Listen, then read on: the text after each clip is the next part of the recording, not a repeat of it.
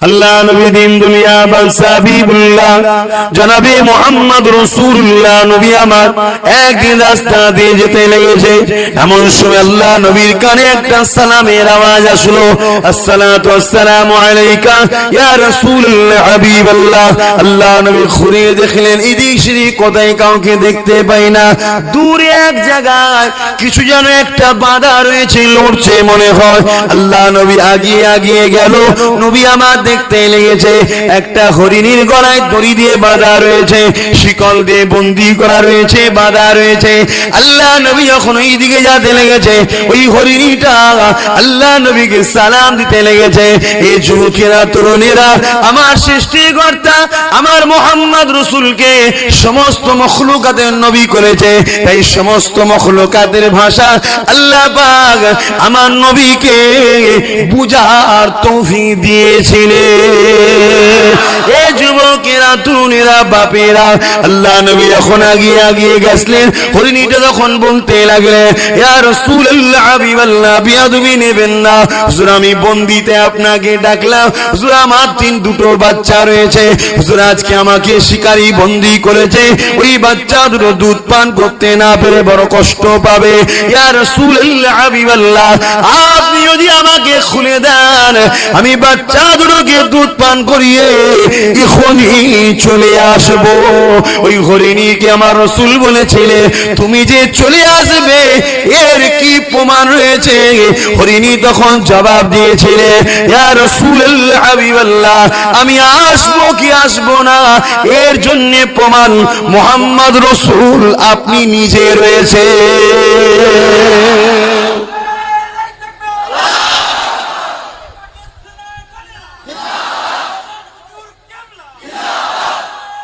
আল্লাহু আকবার। এ থেকে কয়েকটা শিক্ষার বিষয়। এক হলো রাসূল যে ভবিষ্যৎ সম্বন্ধে জানে, একটা হরিণও সাক্ষী দিচ্ছে, ঠিক না বেটি? যে আমি আসবো কি আসবো না তো আপনি জানেন।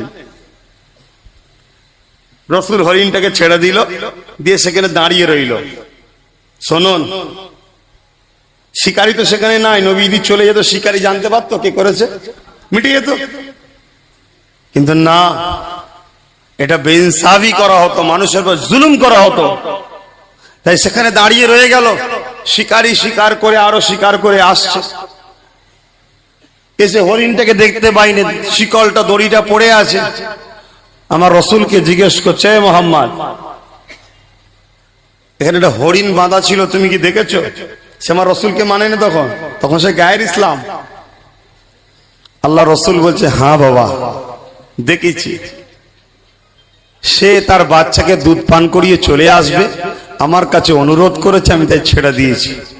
সে তখন অবাক হয়ে গেছে, হরিণ কখন আপনার সঙ্গে কথা বলতে পারে? স্বাভাবিক। কিন্তু তিনি তো সমস্ত মখলুকের নবী, আর সে তো আমার রাসূলকে নবী বলে তখন মানে না। নবীদের যে গায়েবী, নবীদের যে আল্লাহ স্পেশাল পাওয়ার দিয়ে পাঠায় সৃষ্টিকর্তার পক্ষ থেকে, তিনারা পথ প্রদর্শক মেসেঞ্জার আওতার হয়ে আসে, তিনাদের স্পেশাল ক্ষমতা লাগে। তখন সে বলছে তোমার সঙ্গে কথা বলেছে? বলছে হ্যাঁ। হাসছে সে। আর দুধ পান করে চলে আসবে? বলছে হ্যাঁ। বলছে এটা কখনো হয়?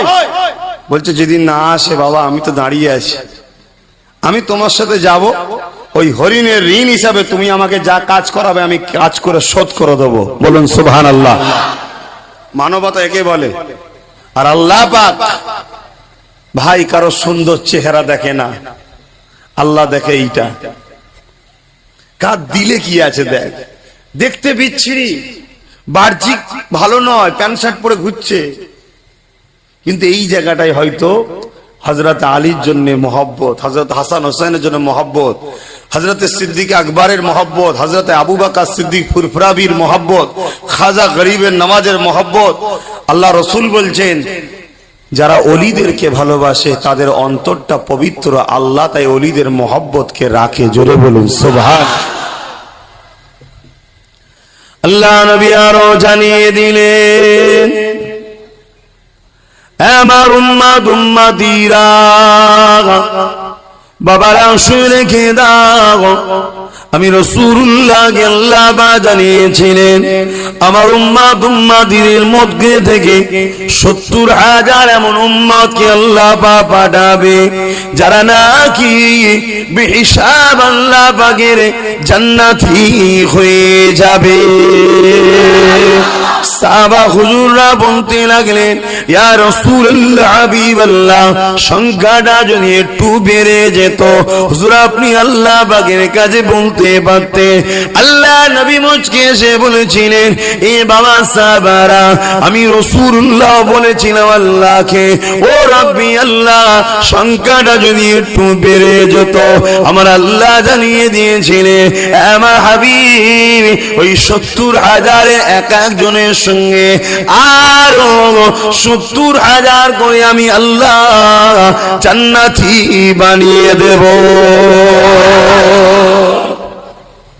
৭০,০০০ এক একজনের সঙ্গে আরো ৭০,০০০ করে আল্লাহ জান্নাতি করবে। ভাই যুবকরা শোনো, পাপ হয় হালকা বয়সে, তা বলে ওলিদের বিরুদ্ধে লেগো না, খানদানে রসুলের বিরুদ্ধে লেগো না। এ যুবকরা, আমি কোনো ব্যবসা করতে আসিনি, আল্লাহ আমাকে অভাব দেয়নি, কোন দিক দিয়ে অভাব দিয়েছে বলুন তো দেখি? মুসলমান ঘরের ছেলে মেয়েরা, তরুণেরা, বাপেরা ৭০,০০০ নবীশা জান্নাতে যাবে বুঝে গেলাম। ওই যে ৭০,০০০ এক একজনের সঙ্গে আরো ৭০,০০০ করে জান্নাতে যাবে। ওগুলো কারা? আশা কি করতে পারি না, ওগুলো ইনশাআল্লাহ আমরাই দাঁড়াবো।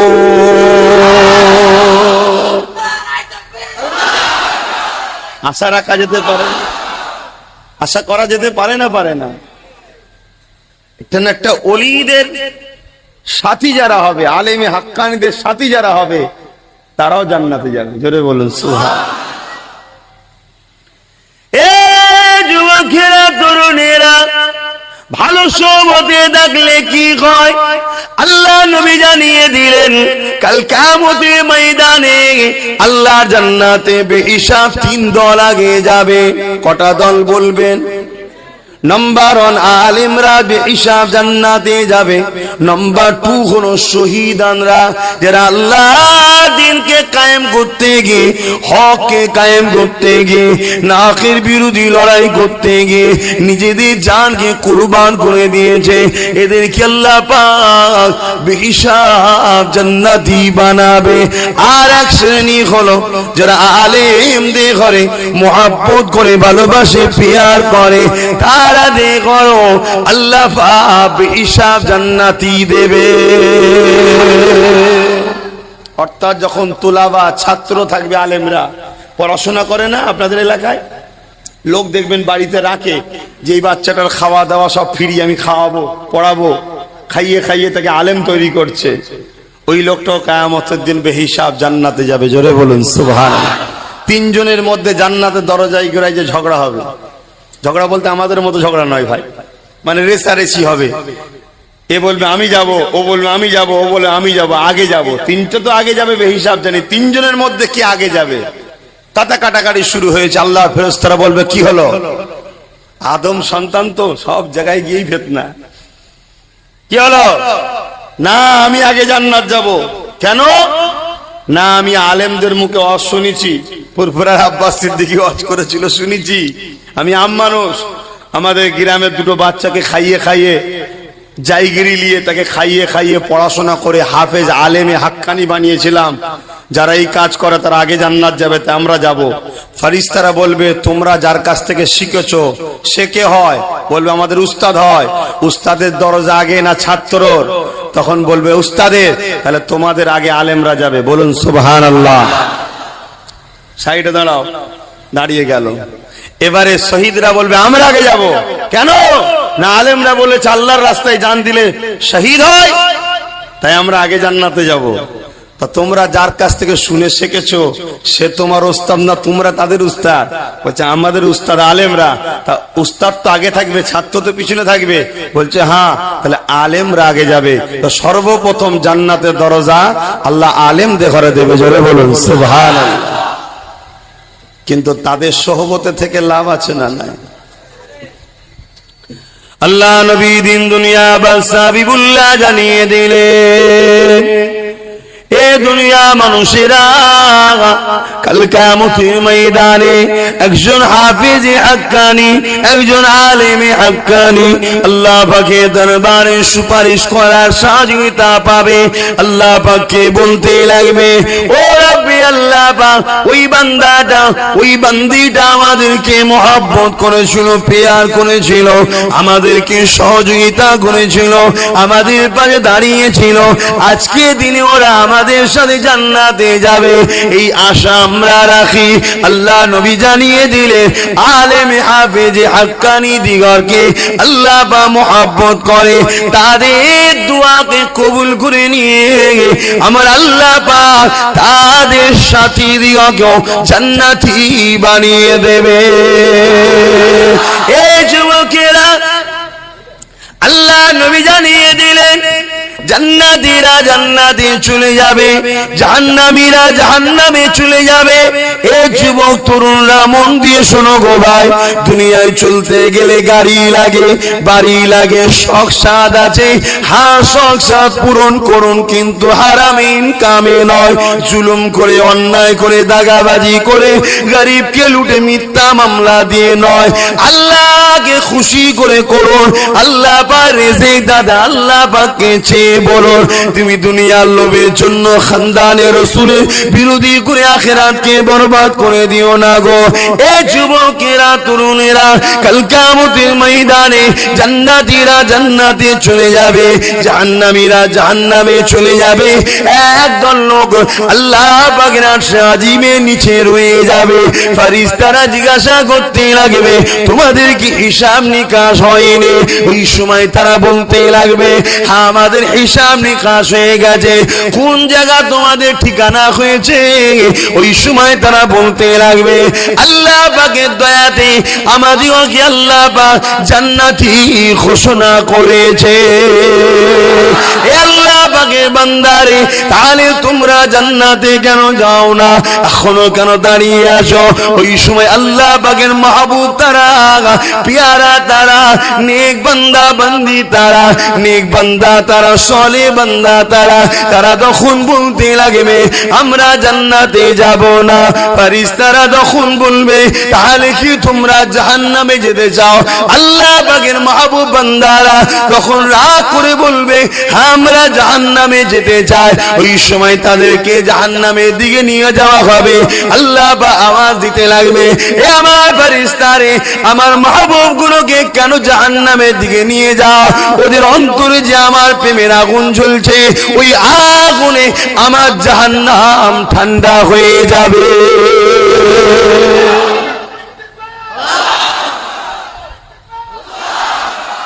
আল্লাহ, আল্লাহর প্রেমের আগুন যাদের অন্তরে জ্বলে, তাদেরকে জাহান্নাম পুরাতে পারবে ভাই? তোমরা কেন নিয়ে যাচ্ছ? ওদেরকে জিজ্ঞাসা করেছো কেন ওরা জান্নাত যেতে চাইলো না? ফেরেশতারা বলবে, না আল্লাহ জিজ্ঞাসা করে, জিজ্ঞেস করো। জিজ্ঞেস করবে, আপনারা জান্নাত যেতে চাইছেন না কেন? তখন তারা বলবে, আমার আল্লাহ রসুল বলেছিলেন যে যাকে দুনিয়ায় ভালোবাসবে সে তার সঙ্গে জান্নাতে যাবে। দুনিয়ায় প্রচুর লোক আমাদেরকে ভালোবাসতো, তাদের মধ্যে থেকে অনেকে তো জাহান্নামী হয়ে গেছে। রসুল তো মিথ্যা বলে না? মিথ্যা বলে? যতক্ষণ না তাদের ঘরে আমাদের সাথে জান্নাত দেয়া হচ্ছে, আমরা যাব না। জোরে বলুন সুবহানাল্লাহ। আজ আমরা মুজাদ্দিদ জামানকে ভালোবাসি, তার মুখের দিকে চেয়ে, তার পাঁচ হুজুরের মুখের দিকে চা, বাপ চাচাদের আমাদেরকেও ভালোবাসছেন। এ ভালোবাসা আব্বাস সিদ্দিকীর জন্য নয়, এ ভালোবাসা জামানার মুজাদ্দিদ আবু বকরের জন্য। এ ভালোবাসা আমার জন্য নয়, এ ভালোবাসা খোদ মুহাম্মদ রাসূলের জন্য। জোরে বলুন সুবহানাল্লাহ। এ ভালোবাসাটা কি বৃথা হবে মনে হয়? ইনশাআল্লাহ আল্লাহ আপনাদের ঘরে পরিবর্তনের রাস্তা দেখিয়ে, তওবা করিয়ে, গুনাহ মাফ করিয়ে নাজাত দিয়ে দেবে। বলুন ইনশাআল্লাহ। আল্লাহ নবী দিন দুনিয়ার বাদশাহ হাবিবুল্লাহ বলেন, সাহাবারা, ওই সময় আমার আল্লাহ পাক সৃষ্টিকর্তা ওই মাহবুব ফেরেশতাদের বলবে, যাও ওদেরকে জাহান্নামের দরজার গোড়ায় নিয়ে যাও। ওরা যে যে বান্দাবান্দির কথা বলবে তাদেরকে ওদের সাথে জান্নাতে দিয়ে দাও। জোরে বলুন সুবহানাল্লাহ। আরে আল্লাহ সৃষ্টিকে মহব্বত করা ভালোবাসা, এটা আমার আল্লাহকে মহব্বত করা ভালোবাসা। এই যুবকেরা, নামাজ যেমন ইসলামের হুকুম আদায় করতে হবে, রোজা যখন ইসলামের হুকুম রাখতে হবে, দান খায়রাত যেমন ইসলামের হুকুম করতে হবে। কিন্তু কাল কিয়ামতের ময়দানে আল্লাহ পাক জিজ্ঞাসা করবে এক বান্দাকে, ওরে বান্দা তুই কোথায় যাবি বল? ওই সময় বান্দা বলতে লাগবে, আল্লাহ নামাজ রোজা করেছি, আজকে আমি আপনার জান্নাতে যেতে চাই। আবু দাউদ শরীফের হাদিস। আল্লাহ পাক ওই সময় বলবে, বান্দারে দুনিয়ার জমিনে আমি এখন ক্ষুধার্ত ছিলাম, খিদা ছিলাম, তখন তুই আমাকে কেন খেতে দিলি না? ওই সময় বান্দা বলতে লাগবে, এ রব্বি আল্লাহ পাক, আপনাকে আবার খিদে কেমন করে পাবে? আল্লাহর কি খিদে পায়? আল্লাহকে কেউ দেখতে পায়? তাহলে খাওয়াবো কেমন করে? আমার আল্লাহ পাক বলতে লাগবে, বান্দা তোর গ্রামে অমুক গরিবটা ক্ষুধার্ত ছিল, গরিব ছিল, ভুকা ছিল, ওকে যদি খানা খাওয়াতিস, আমার সৃষ্টিকে খাওয়াতিস, ওটা আমার জন্যই হতো। ওটা আমি আল্লাহ পাক আমার সৃষ্টিকে খাওয়ানোর জন্য আমি বড় খুশি হয়ে যেতাম। কেন তুই ওকে খাবার দিলেনি? জবাবটা দে। তাহলে নামাজ রোজা যাকাত যেমন করতে হবে, নিজেদের পাড়া প্রতিবেশীর মধ্যে কেউ গরিব থাকলে তার মুখে খাবার তুলে দেওয়া, এটাও তোমার আমার দায়িত্ব রয়েছে।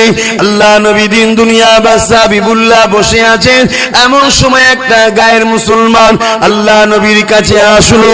আল্লাহ নবীকে জিজ্ঞাসা করলো, ইয়া রাসূলুল্লাহ, হাবিবাল্লাহ, ইসলামের সবথেকে উত্তম কাজ কি?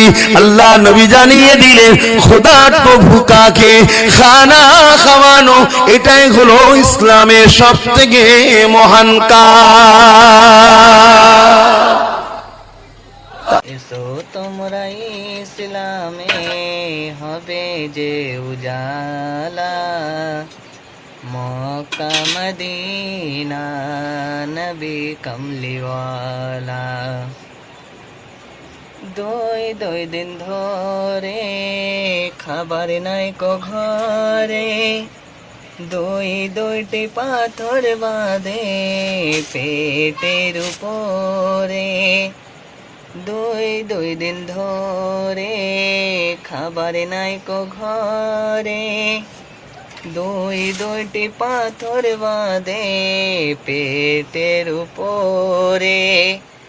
তাহার দুঃখের নাই কো সীমা, সহ্য করেন জ্বালা, মক্কা মদিনা নবী কমলিওয়ালা।